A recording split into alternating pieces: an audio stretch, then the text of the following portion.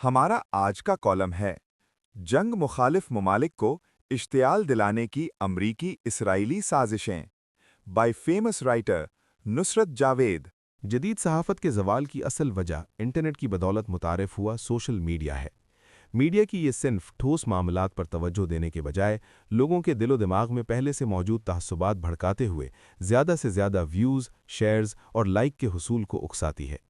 ایران پر مارچ کے آغاز سے اسرائیل اور امریکہ کی مسلط کردہ جنگ کے حوالے سے ہم پاکستانیوں کی اکثریت امریکہ کو آبنائے ہرمز کی دلدل میں پھنسا محسوس کر رہی ہے۔ ٹرمپ کو درپیش مشکلات سے لطف اٹھاتے ہوئے مذکورہ جنگ کی اصل وجوہات اور حتمی اہداف پر توجہ دینے کی ضرورت ہی محسوس نہیں ہوتی۔ پیر کی شام تک میری سوچ بھی فقط روزمرہ کی حد تک محدود تھی۔ پیر سے ایک روز قبل سعودی عرب، مصر اور ترکی کے وزرائے خارجہ پاکستان کی دعوت پر اسلام آباد تشریف لائے تھے۔ ہمارے وزیر خارجہ کے ساتھ بیٹھ کر جنگ بندی کی تدابیر سوچتے رہے۔ جنگ کے خاتمے اور امن کی بحالی کے لیے جو لاہ عمل مرتب ہوا اسے جائز بنیادوں پر عوام کے روبرو نہیں لایا گیا۔ وہ تیار ہو گیا تو برادر ممالک کے وزرائے خارجہ اسلام آباد سے اپنے ملک لوٹ گئے۔ منگل کی صبح مگر پاکستان کے وزیر خارجہ چین روانہ ہو گئے۔ اندر کی خبر نہ ہوتے ہوئے بھی 2 کا رپورٹر نقطے سے نقطہ ملاتے ہوئے یہ سوچنے کو مائل ہوا کہ پاکستان کے وزیر خارجہ 4 اہم اسلامی ممالک کی جانب سے تیار ہوئے جنگ بندی کے لاہ عمل کے لیے چینی تائید کی جستجو میں بیجنگ گئے ہیں۔ منگل کی صبح اٹھتے ہی لیکن خبر ملی کہ دبئی کی بندرگاہ پر کھڑے کویت کے ایک تیل بردار جہاز کو نشانہ بنایا گیا ہے۔ یہ جہاز لاکھوں بیرل سعودی اور کویتی تیل لے کر چین جانا چاہ رہا تھا۔ غالباً آبنائے ہرمز سے گزرنے کی اجازت کا دبئی کی بندرگاہ پر کھڑا انتظار کر رہا تھا۔ اس پر حملے کی خبر ملی تو میں چونک گیا۔ ذہن میں یہ سوال اٹھا کہ ابھی تک خلیج سے چین تیل لے جانے والے کسی ٹینکر پر براہ راست حملہ نہیں ہوا ہے۔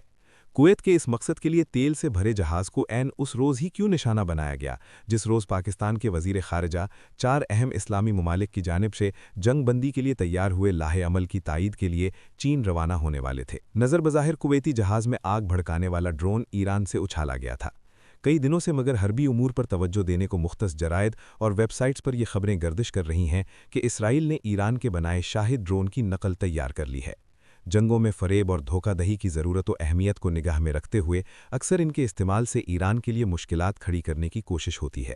مارچ کے آغاز سے شروع ہوئی جنگ کے ابتدائی ایام میں سعودی عرب کی ارامکو ریفائنری پر نظر بظاہر شاہد میزائل گرے تھے۔ تہران مگر مصر رہا کہ اس نے ارامکو کو نشانہ نہیں بنایا تھا۔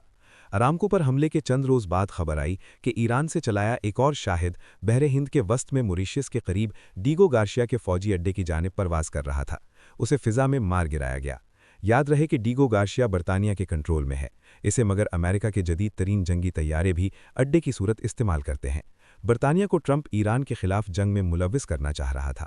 برطانوی وزیر اعظم مگر مستقل مزاجی سے انکار کرتا رہا۔ ٹرمپ کے اصرار اور اسٹارمر کے انکار نے کئی تبصرہ نگاروں کو یہ طے کرنے کو اکسایا کہ ڈیگو گارشیا کی جانب اچھالا شاہد ایران نے نہیں بلکہ کسی اور فریق نے برطانیہ کو اشتعال دلانے کے لیے استعمال کیا تھا۔ چین کے لیے تیل لے جانے والے کویتی جہاز پر ایران کی جانب سے حملہ میرا ذہن تسلیم کرنے سے منکر رہا۔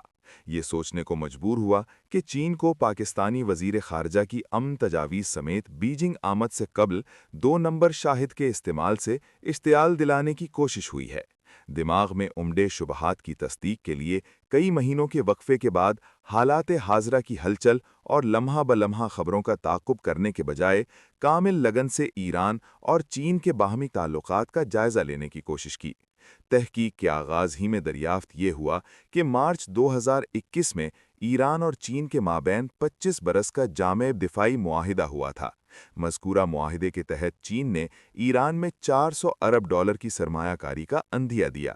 ایران نے اس کے عوض چین کو بازار کے مقابلے میں رعایتی قیمتوں پر تیل فراہم کرنے کا وعدہ کیا۔ چین اپنی ضرورت کا تقریباً 25% تیل وینزویلا اور ایران سے حاصل کرتا رہا ہے۔ وینزویلا کا نام سنتے ہی آپ کے ذہن میں آ جانا چاہیے کہ رواں برس کا آغاز ہوتے ہی ٹرمپ نے اس ملک پر چڑھائی کا حکم دیا تھا۔ اس کے صدر کو بیوی سمیت گرفتار کر کے امریکہ پہنچا دیا گیا۔ اس کی نائب صدر اب وہاں کے حکومتی بندوبست کی نگران ہے۔ وینزویلا کا تیل مگر امریکہ کی نگرانی میں دوسرے ملکوں کو بیچا جاتا ہے۔ امریکی مداخلت سے قبل چین وینزویلا میں پیدا ہونے والے تیل کا تقریباً 75% خرید رہا تھا۔ اب رسائی مشکل سے مشکل تر ہو رہی ہے۔ مارچ کے آغاز میں ایران پر جنگ مسلط ہونے سے قبل چین اس ملک سے روزانہ کی بنیاد پر تقریباً 14 لاکھ بیرل تیل خریدتا رہا ہے۔ चीन आलमी मंडी से जो तेल दरामद करता है, ये इसका 14% हिस्सा बनता है, जबकि इसकी तादाद ईरान के बरामद किए तेल का 80% है। इन आदादो शुमार पर तवज्जो दें तो ईरान चीन तेल ले जाने वाले जहाज़ों पर मिसाइल बरसाने की हमाकत का मुर्तकिब हो नहीं सकता। ईरान के तेल का 80% चीन जाता है और वो इसकी तिजारत में तात्तुल बर्दाश्त में ही कर सकता। वेनेजुएला और ईरान के तेल की मंडी पर तवज्जो दें तो चीन पर कामिल इन्हिसार की गवाही मिलती है। इस गवाही को जहन में रखें तो जहन ये सोचने को मजबूर हो जाता है कि वेनेजुएला और ईरान पर हुए अमरीकी हमलों का एक अहम हदफ चीन को इन दो ममालिक के तेल से महरूम रखना भी है।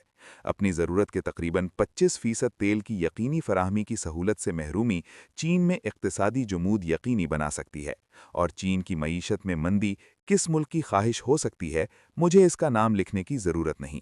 चीनी मईशत के हवाले से ईरानी तेल की अहमियत और इसके तनाजुर में आबनाए हुर्मस से बहरी तजारत की रवानी पाकिस्तान जैसे मुल्कों को ही नहीं, चीन को भी हर सूरत दरकार है। इसी बाइस मंगल के रोज़ पाकिस्तान के वज़ीर ख़ारजा 3 इस्लामी ममालिक के वज़राए ख़ारजा से तवील मुशावरत के बाद चीन रवाना हो गए थे। उनसे मुलाकात के बाद चीनी वज़ारत ख़ारजा ने 5 नुकती अमन मंसूबे की कामिल तायीद का ऐलान किया है, और अमरीकी सदर भी अब सिफारती हल की उम्मीद दिला रहा है। चीन को आबनाए हुर्मुज़ और इसके ज़रिए ईरान पर खलीजी ममालिक से आए तेल की अहमियत जितलाते हुए अमरीका कुछ लो कुछ दो की जानिब राग़िब करना चाह रहा था। हम मगर जंग की हरारत से लुत्फ़ उठाते हुए इस जानिब तवज्जो ही न दे पाए। Thank you for watching. If you like the video, do like, share, and subscribe.